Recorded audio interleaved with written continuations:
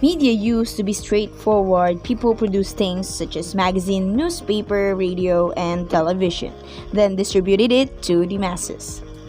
But today, we have an internet, not a chain of network, but a digital connection with no beginning and no end. But there's one thing about media that hasn't changed over the years. Media are created for social, political, and commercial purposes by selling products, services, values, ideals to you, to your family, and to your friends. Our digitally connected world is constantly transforming the way we play, learn, and interact with each other. Good morning, Good class. morning, class. I am Teacher Renette. I'm Teacher Denan. I'm Teacher Flora, and we will be your teacher for this morning. Technology has been part of everyone's life, be it at home, in school, or anywhere, with every facet of our undertaking. However, in many instances, we may not be aware that we have been misusing or abusing it, or in another way around. We may find ourselves being used by other people with their malicious motives using digital tools. Therefore, we may end up being liable or a victim of such irresponsible kind of technological processing and utilizations. It is in case that we must gain further understanding and applications of digital or cyber literacy, be it on personal or merit. Digital literacy. It is the set of competencies required for full participation in society. That includes knowledge, skills, and behaviors involving the effective use of digital devices for purposes of communication, expression, collaboration, and advocacy. Digital literacy is an individual's ability to access both information and methods of communication through technological tools such as smartphones, tablets, laptops, and desktop PCs. While digital literacy is initially focused on digital skills in standalone computers, its focus has shifted to network devices, including the internet and the use of social media. Next is cybersecurity. It is the practice of protecting systems, networks, and programs from digital attack. These cyber attacks are usually aimed at assessing, changing, or destroying sensitive information, extorting money from users, or interrupting normal business processes. Implementing effective cybersecurity measures is changing because there are more devices than people, and attackers are becoming more innovative. Here are some tips on how to protect yourself against cyber threats. The first one, monitor behavior on social networks. Before posting or uploading something online, try to realize whether it's good or bad to the audience. Number 2, keep device safe. Protect your technology tools by installing antivirus. Number 3, understand how best to use password. Password needs to be complex and hard to guess, but can still you remember it. Number 4, handle unsafe content. You know exactly how to respond or react to unsafe situation online. Number 5, considered safety for the future. Take individual responsibility in using device with care and critical thinking when online. What is cyber citizenship? Cyber citizenship is an old value that is now applied to a new medium, the internet. Cyber citizenship refers to being responsible when using the internet. Doing online when no one is looking speak a lot about one's characters and moral. Ways on how to be a good cyber citizen. First, be careful and critical for whatever you post online that could be visible to the public, even if on a private page through tagging by a friend. Second, if you have a problem with someone, go to that person or an adult to help work it out, instead of posting your expression online. Third, use the internet to help you with your schoolwork, but give credits to the sources you use and critically analyze everything you search online. Number 4, use the internet purposely to learn more about anything you are interested, to help you research relevant and needed data or information, and to stay connected with friends throughout the world. Number 5, make sure You verify an information before you share it or use it in a project, and check on accuracy and truth in the information you search on the web. Number 6. Give out certain information only. Number 7. Don't answer questions that make you uncomfortable. Number 8. Always make sure you have told a reliable and if you decided to meet someone you knew through the internet. Number 9. Always be aware of copyright laws and give credits to whom an article or a part of it is due. And the last one is, use only the computers that make you are allowed to use, avoid hacking. These are the importance of cyber citizenship. Number 1. It keeps the internet free from hurtful statements. Number 2. It creates a culture of more reliable information. Number 3. It gives provision for people to be given credit for what they have created. Number 4. More criminals or bullies can be caught when kids are honest and talk to the adults. Number 5. It keeps information private. Let's proceed to the proper netiquette. Number 1. Make sure you have the correct address, correct link, and you are sending information to the right person when doing it online. Number 2. Check information before sending or posting any message and avoid false statement in information on the web. Number 3. Reread what you wrote to make sure it is what you want to say and the other person would interpret it the same way. Number 4. Keep your comments clean and don't confront others online or say anything that could be hurtful to them. Number 5. Keep your personal friends' information private and don't forward information that was just given to you without his or her permission. Number 6. Watch out for spam and other fraud emails and never reply to them. Number 7. If you are going to write something, personal or private, think twice because message can get misdelivered. Number 8. Adults should monitor kids' messages, especially when they are sending emails to others without permission.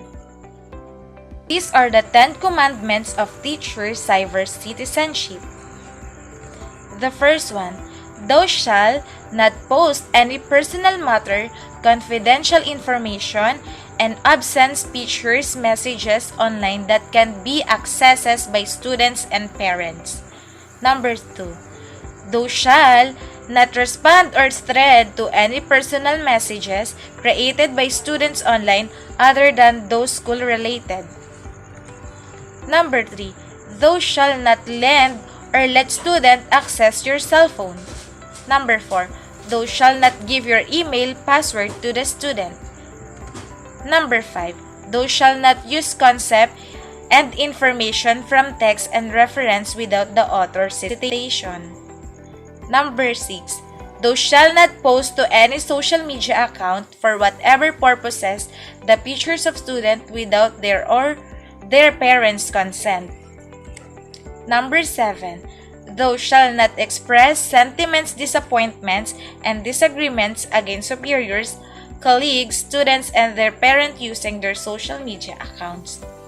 Number 8. Thou shalt not use data from internet sources in any documents like lesson plans, researches, and requirements without the consent of the author. Number 9. Thou shalt not give any personal data or others' information to anyone unless for specific purposes and given the consents. And the last one is, thou shalt not post any student's data publicly online including academic rankings, school records, class outputs, and record of grades. Internet safety or online safety is trying to be safe on the internet, and it is the act of maximizing a user's awareness of personal safety and security risks to private information and property associated with using the internet. Next is information security. Sensitive information such as personal information and identity passwords are often associated with personal property and privacy, and it may present security concerns if leaked. Unauthorized access and usage of private information may result in consequences such as identity theft as well as the theft of property. Common causes of information security breaches include phishing, internet scams, and malware. Phishing. Phishing is a type of scam where the scammers disguise as a trustworthy source in attempt to obtain private information such as password and credit card information. Internet scams. Internet scams are schemes that deceive the user in various ways in an attempt to take advantage of them. Internet scams often aims to cheat the victim of personal property directly rather than personal information through false promises, confidence tricks, and more. Last is malware. Malware, particularly spyware, is malicious software disguised as software designed to collect and transmit private information such as password without the user's consent or knowledge. Next is personal safety. The growth of the internet gave rise to many important services accessible to anyone with a connection. One of the important services is digital communication. While this service allowed communication with others through the internet, this also allowed the communication with the malicious users. While malicious users often use the internet for personal gain, this may not be limited to financial or material gain. This is especially a concern to parents and children, as children are often targets of these malicious users. The common threats to personal safety include phishing, internet scam, malware, cyberstalking, cyberbullying, online predators, and sextortion. Let's define cyberstalking. What is cyberstalking? Cyberstalking is the use of internet or the electronic means to stalk or harass an individual, group, or organization. It may also include monitoring, identity theft, or threats. Next is cyberbullying. Cyberbullying is the use of electronic means such as instant messaging, social media, email, and other forms of online communication with the intent to abuse or intimidate or overpower an individual or group.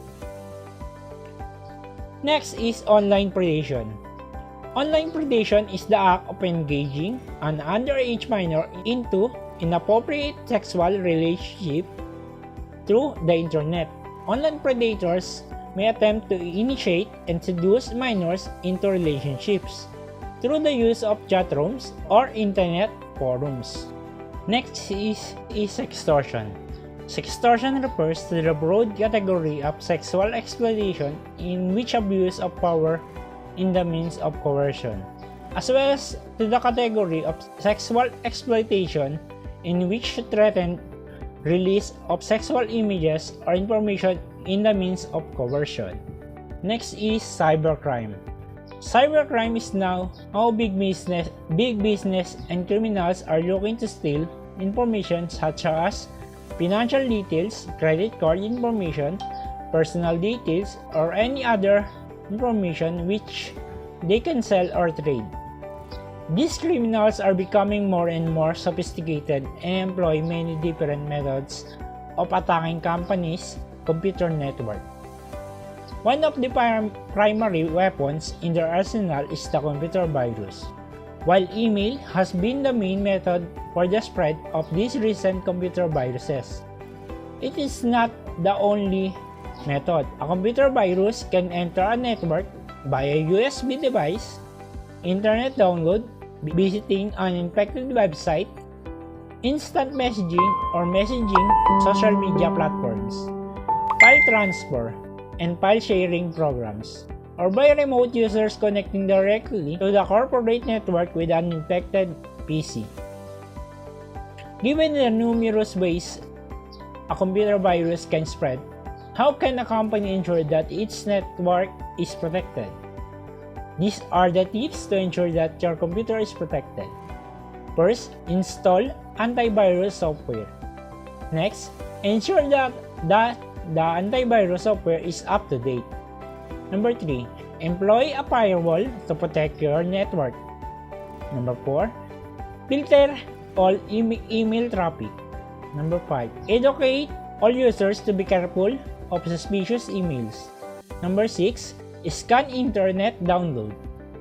Number 7, don't run programs of unknown origin.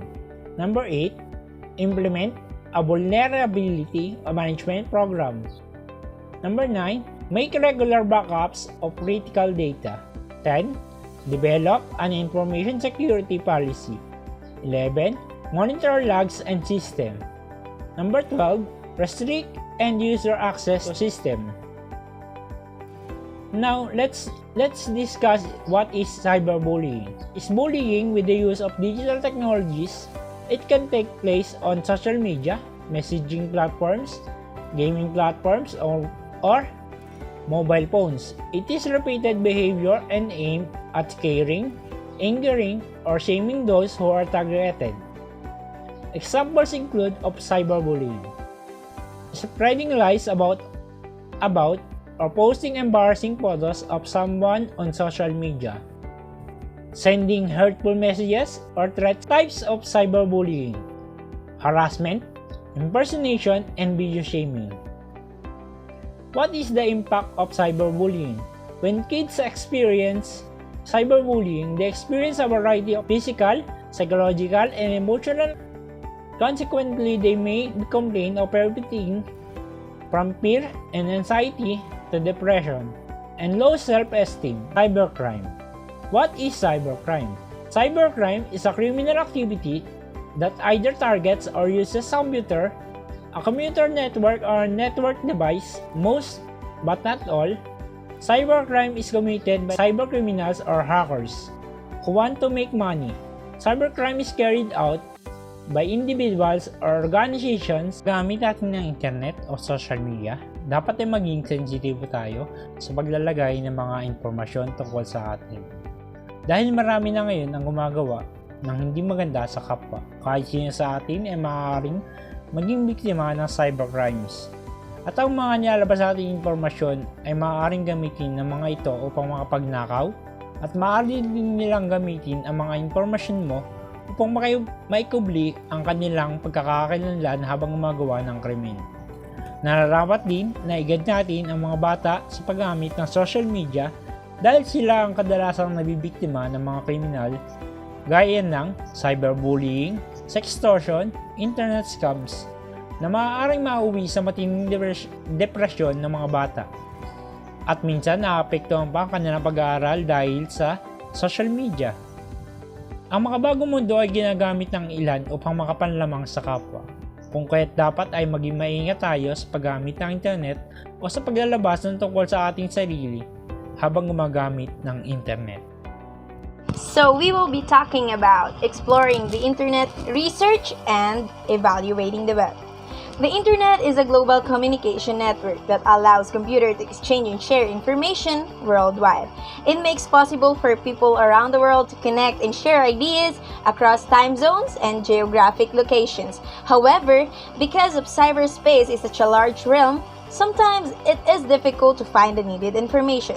So, the most effective way to explore the internet is to have strategies in a place for doing research on the web and for evaluating the websites. Karaniwan itong ginagawa ng mga guro at ng mga mag-aaral at iba pang uri ng trabaho. Kaya naman nararapat na alamin natin ang mga aspeto para malaman natin kung paano nga ba tayo makakakuha ng tamang impormasyon sa internet. First is surfing the web. There are 3 key factors in surfing the web. First, most surfing sessions starts with the user-targeted keywords about the subject into a search engine.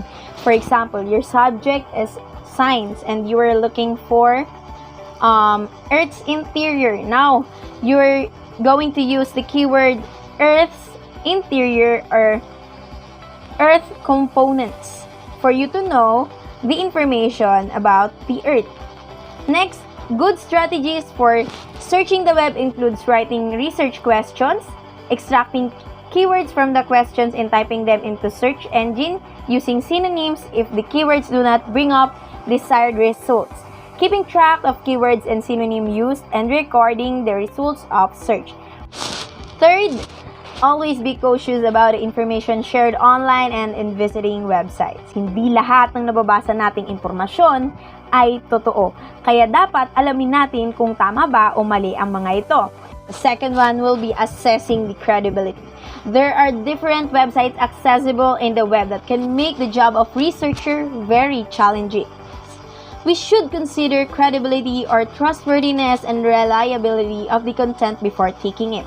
There are two types of website. First is the informational and the commercial.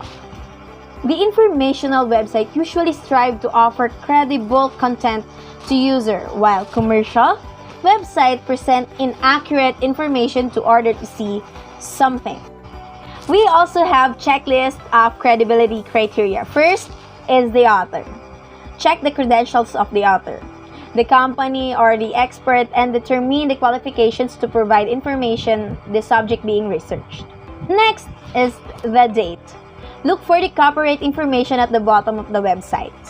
If the site is more than a few years old and it has not been updated regularly, look for more up-to-date information. Next is the purpose. Analyze the goals of the website to determine if it is an informational or an advertisement site.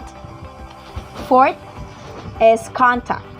Most credible websites list down contact information, such as telephone number, email address, or mailing address. Fifth is fact versus opinion. When doing research for a school paper, go to the sites that presents factual information provided by experts than opinions. Be on the lookout biases too, if the author is biased so as the information on the sites. Sixth is the URL. There are different websites have different URLs. To help determine a site's credibility, determine if that is a personal website or blog, a government website, or other types of website. So what we have here a while ago is about the URL. So it is the one way to determine the credibility of the website, although we still need to evaluate it carefully. First, when encountering the URL, look for the letter that appear after the dot. Example, this one, the www.whitehouse.gov, and that is called top-level domain. Thus, the URL top-level domain helps us to determining the site's credibility.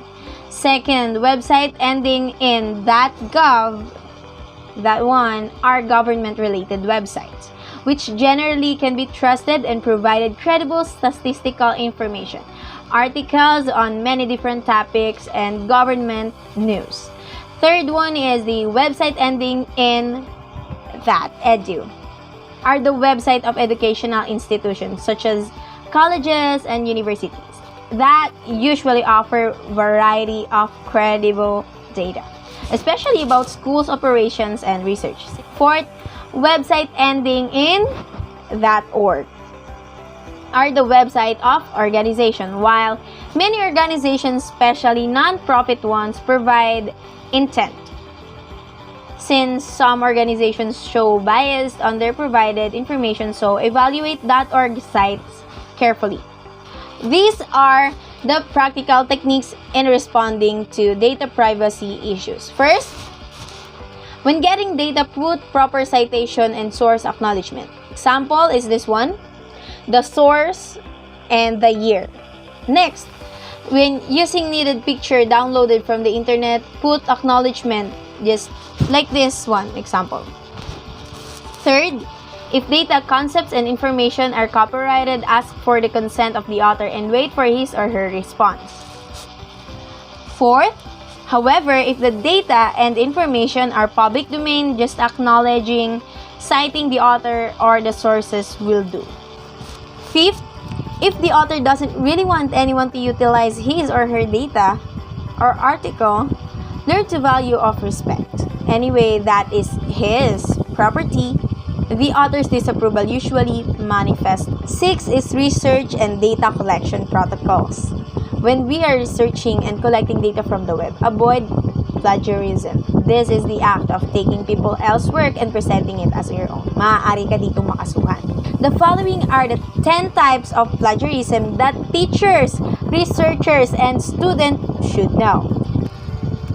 First is clone plagiarism. It is called identical copying or word for word without any change in claim as his or her own work. Kaya ikaw, kung nangongopya ka sa kaklase mo at hindi mo binabago ang impormasyon galing dito, kabahan ka na. Remix plagiarism. It refers to collecting information from various sources and mixing all together in a single document. Control-C plagiarism. If you are familiar in computer, we use Control-C and Control-V to copy and paste the information and replace plagiarism. It is changing the most common keywords and phrases in the copied content but not making any changes in the essential document. Fourth is remix plagiarism. It refers to collecting information from various sources, mixing all together as a single document, then claiming the work as their own work. Fifth is the recycle plagiarism, also called self-plagiarism. It refers to the act of borrowing from one's own previous document without proper citation. Sixth is the hybrid plagiarism. Here, perfectly cited source documents are copied and arranged as a new document without citation. Seventh is the mashup plagiarism. It is when the written document is copied from more than one source and all mixed together without proper citation. Number 8 is 404 error plagiarism. A person creates a document by copying from various sources prepared as a single document with a citation but inaccurate or leads to non-existing resources. Ninth is aggregation plagiarism. The written document includes proper citation but it does not contain original work. Next is retweet plagiarism. All written documents look perfect with perfectly cited marks but still the document resembles somewhere the original text structure or wording. So these are the 10 types of plagiarism that you, your teacher, or other researchers should know. So since you already know the 10 types of plagiarism, let's know how to avoid this plagiarism. So first, dapat naiintindihan mo. Hindi mo lang basta alam, kundi naiintindihan mo para maaari mong may paliwanag ang bagay o teksto na ito on your own words. Second, do not copy any word or sentence from the original document. Gumawa ka ng sarili mo. Naniniwala akong kaya mo. Third, give proper citation to all sources. Book, journal, websites, video, etc. Kung saan mo nakuha yan, ilagay mo. Fourth, in case of citing online sources, includes the retrieval date and appropriate URL in the reference. Fifth, common phrases and definitions need to be coded and cited without any modifications. Sixth, make a practice to include the references section whenever you write an academic document. Seventh, cross-verify all your citation before submitting your document. Eighth, resort the available plagiarism software to ensure the originality of the written document. Now, ngayong alam mo naman kung paano i-avoid ang plagiarism, alamin naman natin kung paano natin may evaluate ang mga website. First, on how to evaluate a website. Una, mag-open muna tayo ng site. Mag-search tayo sa Google and kung ano yung lumabas doon, pindutin natin. Next is skim read. Dapat alam mo, dapat naiintindihan mo kung ano yung binabasa mo. Ngayon, kung hindi mo naintindihan, pwede ka namang humanap ulit ng panibagong teksto para mabasa mo. Third, look for the answer to your question. Sa pagbabasa mo, makikita mo dito kung tama ba yung site na napuntahan mo, kung makukuha mo ba doon yung hinahanap mong sagot sa tanong. Fourth, consider the credibility of the author or website. Paano nga ba yon? Kailangan makikita natin doon yung domains, yung .org, .edu, .government, yan. Second is yung author's name, author's information. Third, the design. Dapat ina-avoid natin yung sites na cluttered and difficult to navigate. Fourth is the sources. Dapat trustworthy articles yung makikita natin. And usually sa mga trustworthy articles, merong nakalagay na link ng sources kung saan din nila nakuha yung impormasyon. Fifth, consider the purpose of the site. Dapat alam natin kung ano yung purpose ng site na tinitignan natin and ano yung purpose ng author dito. Dahil maaaring ang mabasa natin sa internet ay one-sided, for commercial purposes or opinion niya. 6, look for the date. Dapat kino-consider natin yung dates sa information na kukunin natin. Dapat bago or updated yung data na kukunin natin.